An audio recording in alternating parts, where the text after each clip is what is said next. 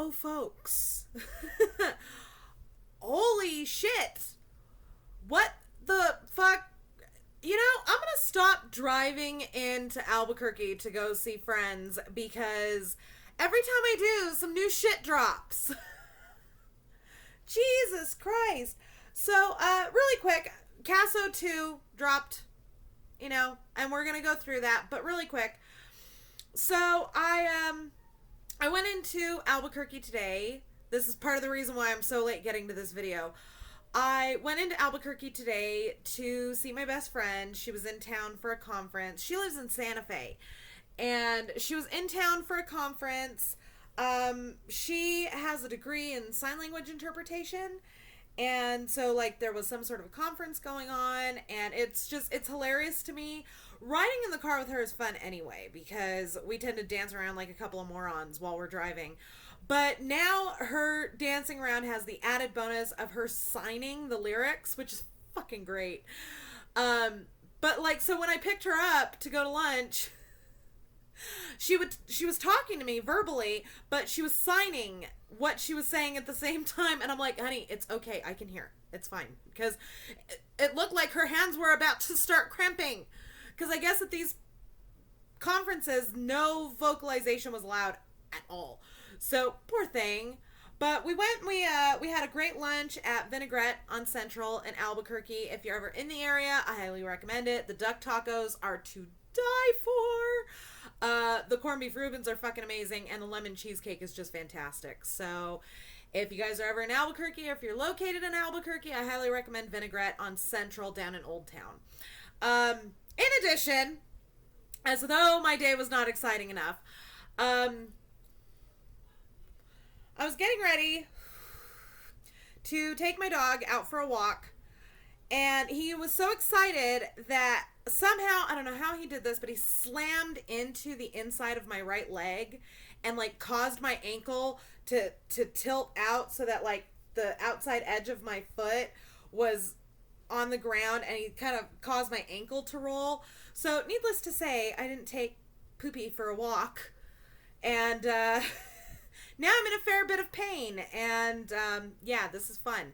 So anyways, what the fuck is going on with this CASO 2? Now, guys, I'm going to tell you right now, I'm not going to read you the whole thing, I'm not going to go through the whole thing, because this is a very dense document, and I have psychology homework to get done. But I did want to point out a few things. I wanted to go through it with you a little bit. This is probably going to be a long video, so get yourself, you know, a cup of hot chocolate and a smoke, or, you know, whatever your poison is, I don't know, you know. Just do that, because we're about to go through some shit. All I can think while I'm reading through this thing is, you know, Scott, Barb, Bobby, if you're going to fucking spew bullshit, can you at least get together and get your story straight? Because, Jesus Christ. So, I'm not gonna hit on everything, you know, because like I said, it's a long, dense document. I'm tired. I've got psychology homework to get done. But we're going to touch on some highlights. So, again, link below. You know me. So, let's see here. Let's go through this. Scrolling.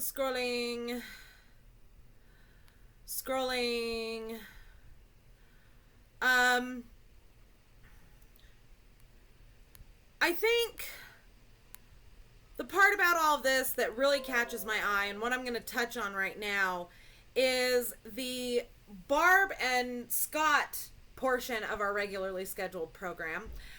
And first of all, I found this interesting that the two of them were interviewed together. That's actually a breach of protocol. Any investigator worth anything is going to tell you to separate the witnesses so that they can't feed off of each other's stories. So the fact that these two were interviewed together shows a blatant lack of regard for read technique and really for any sort of actual crime solving.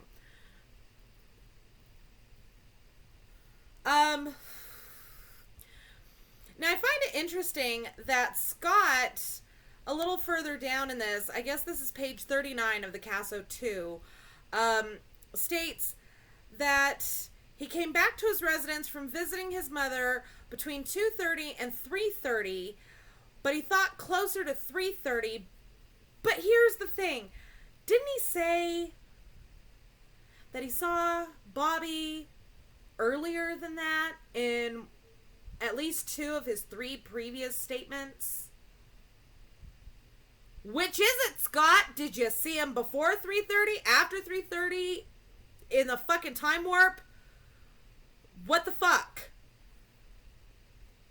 A little further down on page 40, Scott indicated this. They're talking about the phone call that was released to the public.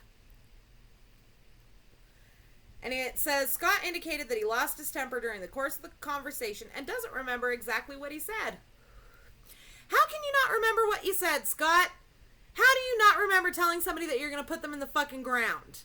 How do you not recall that? I mean, there's a fucking tape of it on the internets. On the Worldy Pipe, there is a fucking tape of this phone conversation. How do you not remember? You can... Oh, Jesus fuck.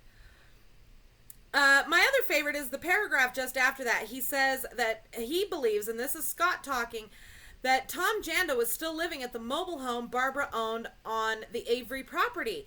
But Barb says different. Barb says that Tom Janda moved out in September.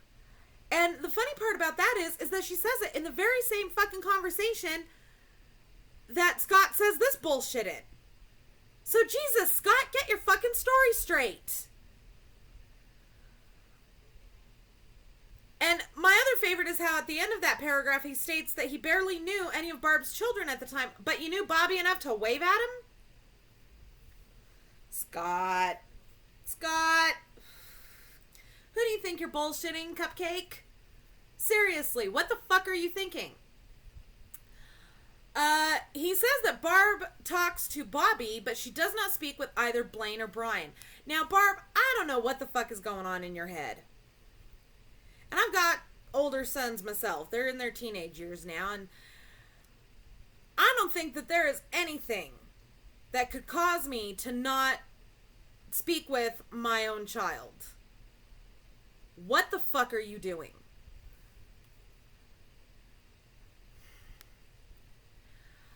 Scott stated he does not believe Brendan to be involved in the Teresa Halbach murder at all, but stated, Stephen, that's a different story.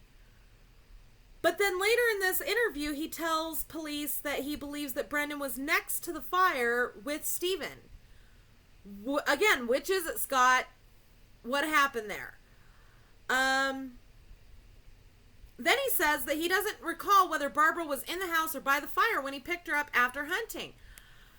Is it just me, or does that sound an awful lot like Ryan Hilligoss saying that he can't remember what time of day he saw Teresa last? It's really fucking simple, Scott. Did you pick her up next to a raging inferno, or did you knock on the fucking door? It's not difficult to recall. Now, here's what I find interesting. This is a weird question. Scott was asked if he had ever met or had contact with Ryan Hilligoss or Scott Blodern. Scott denied knowing or having any contact with either of them. Why would you ask that, Dietering? Why would you ask him if he knew Ryan or Scott? What do you know? What has been said to you that we don't know? Dietering? And not only that, but come on. Did you honestly think he was going to tell you, yeah, sure, we go out for beers? I mean, come on. What the fuck, man?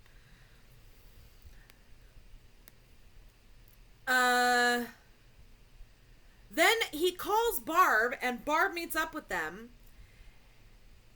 And instead of... So they interviewed Scott alone, but they interviewed Barb with Scott sitting next to her. Barb stated that she's now back on Stephen's visitors list. How the fuck did that happen? Barb says that she did not... This is page 42.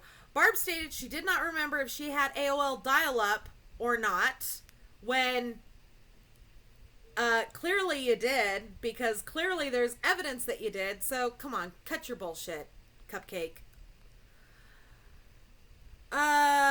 She says that Tom Janda was on the computer all the time and she never locked her house and that anyone could go in there. But Blaine and Brian have stated otherwise. Wonder why that is. See, right now at this point, I don't trust anything that Scott and Barb and Bobby have to say on anything because they have a horse in the race themselves. Blaine and Brian are kind of better indicators of truth here because they don't have a horse in this race. All they want is for their brother to come home. Beyond that, they have no vested interest in lying to the cops. Certainly not of the pornographic variety. So what the fuck is going on here? Just wondering. Barb stated that it was unknown whether Stephen would come into her residence while she was at work, but she stated Stephen would just walk into her residence a couple times a week. Again, Blaine and Brian have stated otherwise.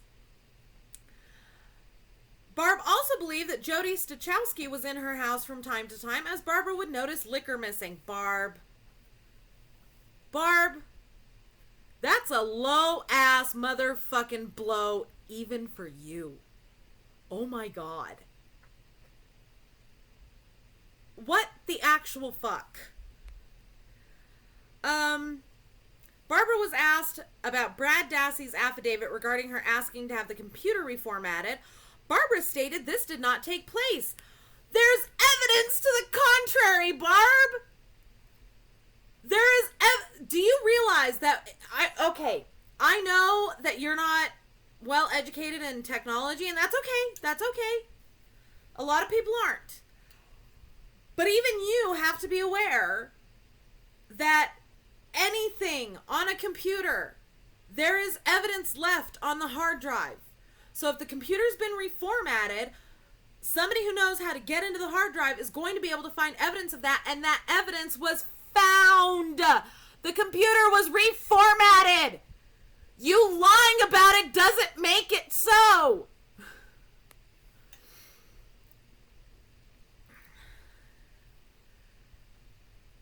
Barb stated she wanted someone to clean her computer as it was running slow. She also stated she believed this conversation took place way before this, prior to 10/31/2005. You lying fucking...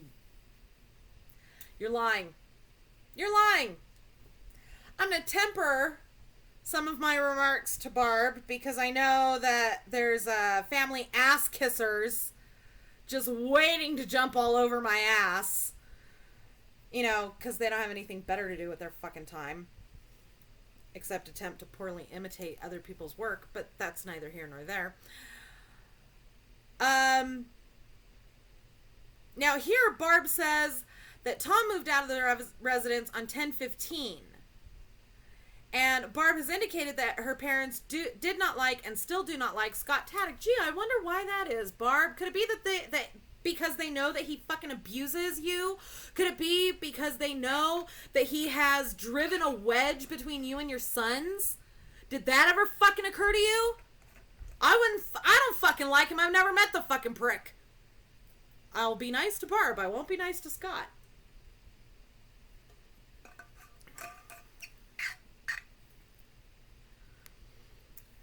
Now, further down on page 43,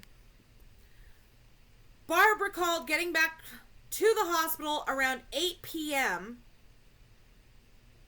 So, getting back to the hospital at 8 p.m. Why would you go back to the hospital? And that timeline seems very fucking off to me, because prior to this, you guys had gotten to the hospital at like 6 or 7-ish. Oh, God. How do you get your time so fucked up? It's not like you haven't had 12 years to fucking rehearse your shit.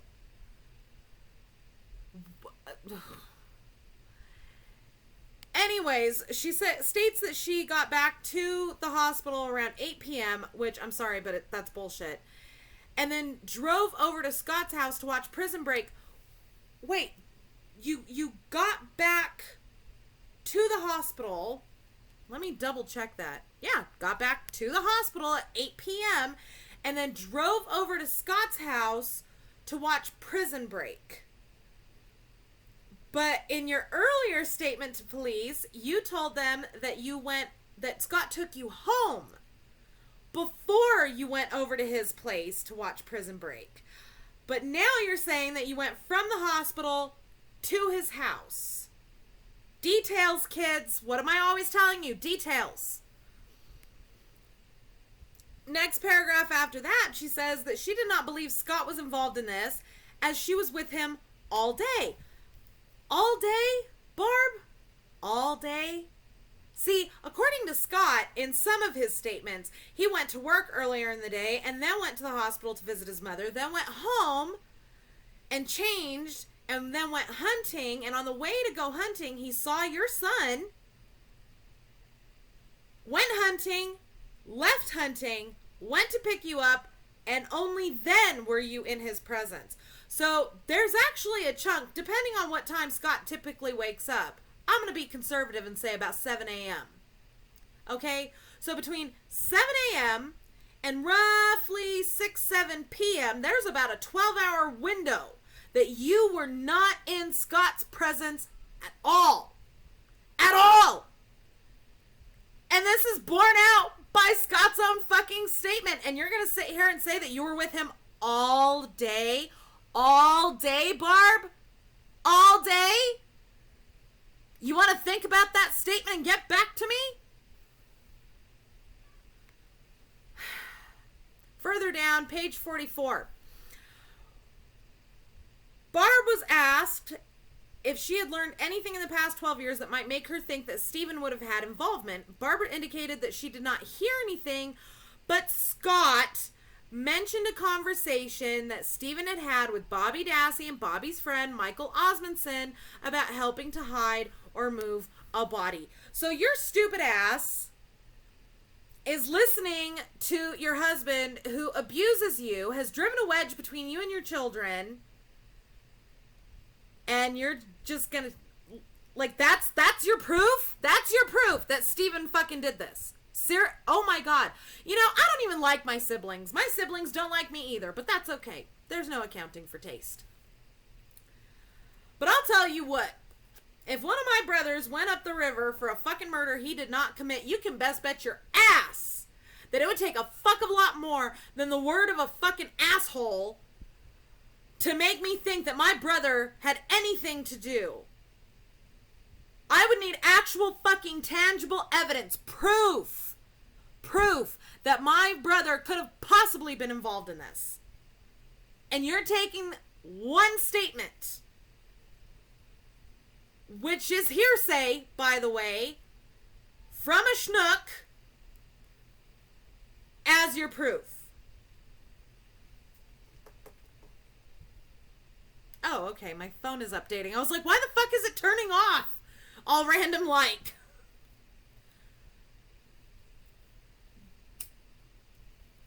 Yep, this is a 2-cigarette kind of video. Further down, Barb was asked what made her move off the Avery property. She stated that she and Scott bought a home in 2007. With what? With what?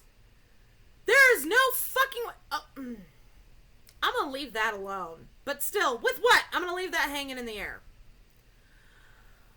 But this is the part that gets me. Mark Wiegert and Tom Fossbender had told her that it might be in her and Scott's best interests to move away.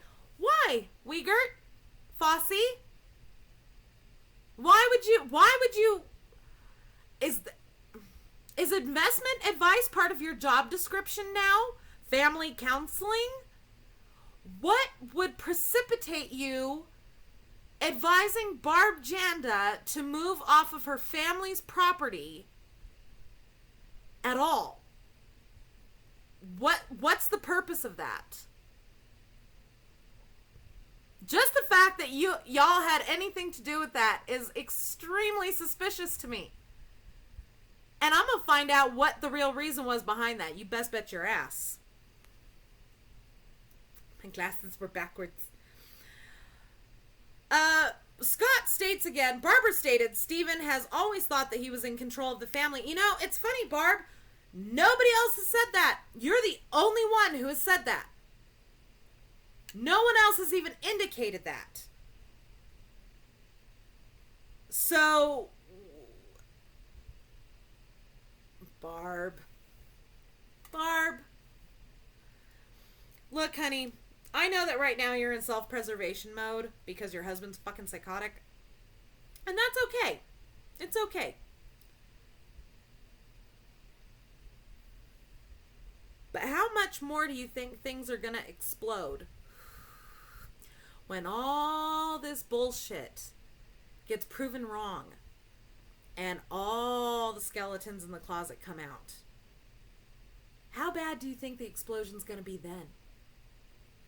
Think on it.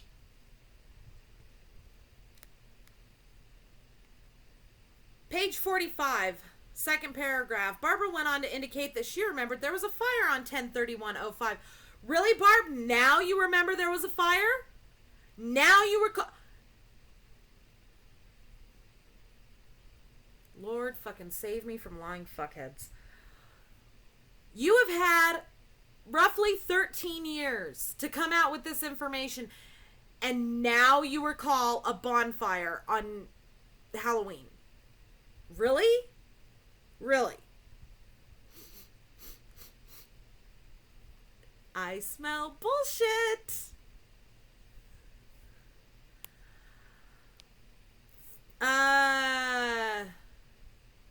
And here's the great part in this. Remember earlier how she said that they arrived at the hospital at 8 o'clock? Now, in this self-same paragraph, she says that the fire, she couldn't remember if the fire was present when she and Scott left for Aurora Bay Medical Center, but she remembered seeing it when she came back between 8 and 8:15 p.m. Didn't you just say like 5 minutes ago that you got to the hospital at 8 o'clock? Which, by the way, is total bullshit because everybody knows that visiting hours don't extend that far into the night.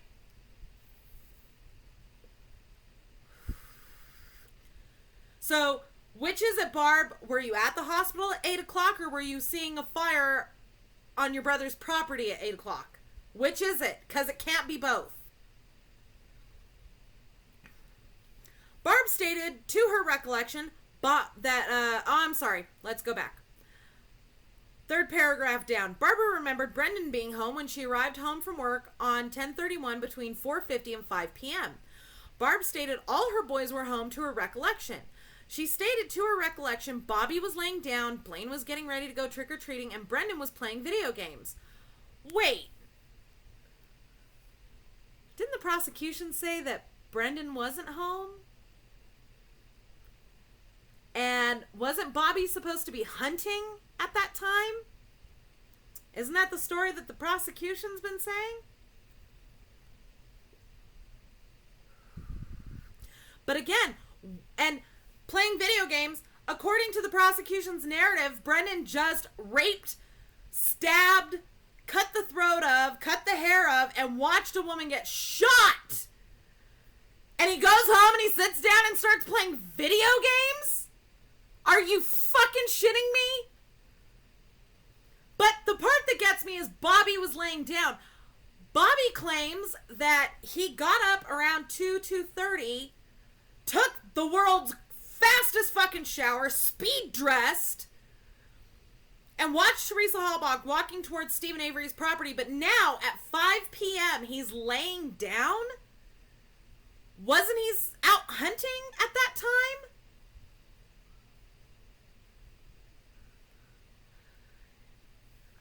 She then says, Barb stated Brendan sounded normal on the telephone when she called him later. Barb stated Brendan had not had a coat on, but went back home and got one of Barbara's.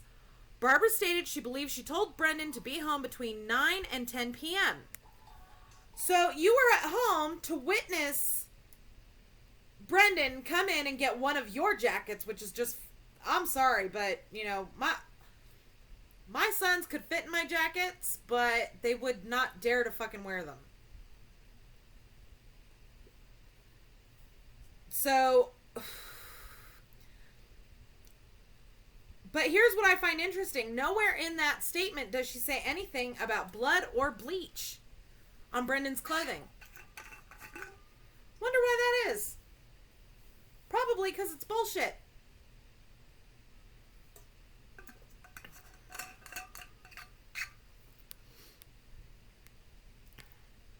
So now we go down a little bit further. We're going to go into Bobby's statement. I'm not going to cover this whole thing. This video is getting long as fuck as it is. But Bobby stated, this is the second paragraph down, page 48. Bobby stated Nola also owned the property on which the trailer occupied by Scott Taddick was located, and that was where he was hunting. Wait, Scott, I thought you said that you didn't know Barb's kids very well, but you're letting one of her kids go hunting on your property? He then says Bobby stated he met Scott at approximately 3 p.m. on the road. But according to Scott, he didn't get home until between 2:30 and 3:30.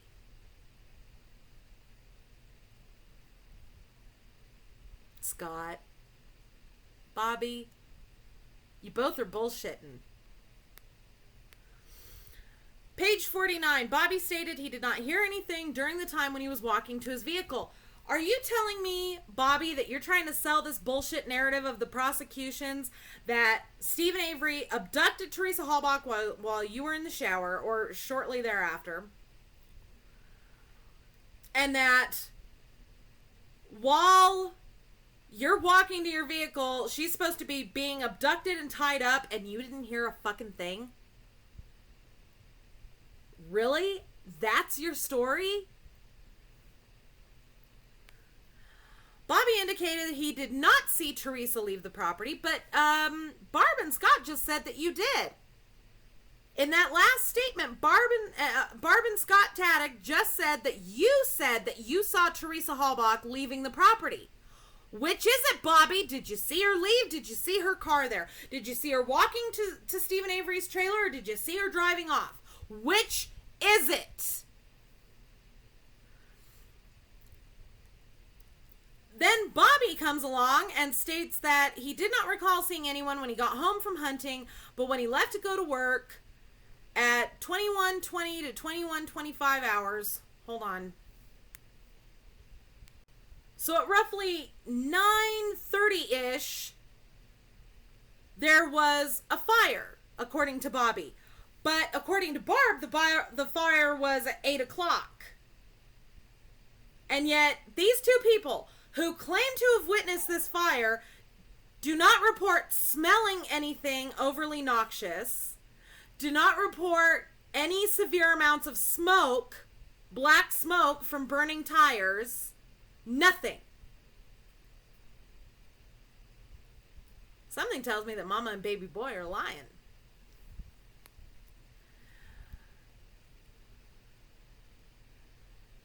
And then further down, Bobby stated that Bobby stated he recalled asking his mother why she was selling the van as it was pretty much junk. But in 2005, Barb stated that she didn't want to sell the van, that Stephen pressured her into it. Why would you not want to sell a van that's basically junk, Barb? He also states that, obviously, and again, I'm not going through this whole thing. He also states, obviously, that he had nothing to do with the child porn found on the computer. He stated he had nothing to do with any of the porn on the computer. But there's evidence to the contrary. Sorry, Bobby, but you're full of shit. And here's the thing, kids. I want to know what precipitated the new investigation into this case. It couldn't possibly just be because Zellner's poking around. Clearly, the state realizes that they screwed the pooch and they are needing to cover their ass. So, interesting. That's all I'm going to say on that one. Just interesting.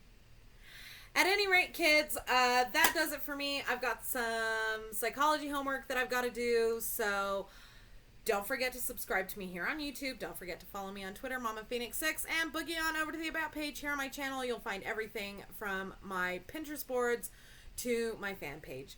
Thank you all very much for watching, and we'll see you soon.